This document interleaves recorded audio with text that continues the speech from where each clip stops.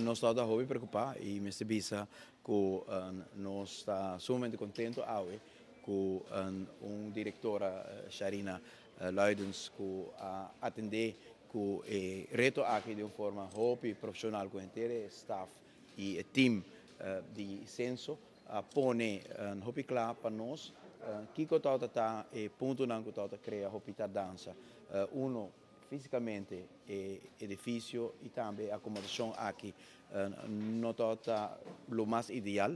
ainda é notável sobre este hobby chiquito, pero com algum cambio físico, tombank, stool, etc., nós por fazer adaptação importante que lo cria melhoração e sei toda uma recomendação que nós temos também de staff e de Sharina para nós fazer o cambio aqui e nós fazer outro ponto é que nós temos arriba certo posição estratégico importante meneer Becker onde não necessidade de jovem profissional preparar para diferentes retos junto com a experiência que está tendo em senso está tendo também uma ampliação de staff para por bisa encontrar uma situação difícil e converter em caminho que o serviço a melhorar. We senso que era introduzir 3 projetos novos, projeto de klantverwijssysteem, um Q-flow sistema que pode regular a clientela de uma maneira mais eficiente. Também nós queremos introduzir o DocuDistri, que é arquivo automático, caminho com o passaporte não lo guardado em gele, maneira que nós Holanda, e também nós vamos apresentar o famoso digitalisering, que está sucedendo aqui para trás em senso. Caminho com todas as gezinskaarten não a bevolkingsadministratie bio, também wordt digitalizar e tour acten não de anos 18 e pico te agora aqui wordt digitalizar. O serviço está mais eficiente, dus a gente está ajudando. Tem que mais ligar, se vamos comparar com o ano passado, não tem um sistema que para ajudar a manejar o fluxo de clientes que está bem senso, mas nossa cifra também que nós está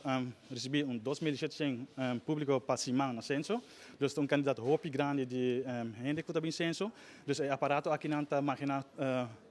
manage o fluxo volgens o sistema automatizado. Nós introduzimos também parte de uittreksels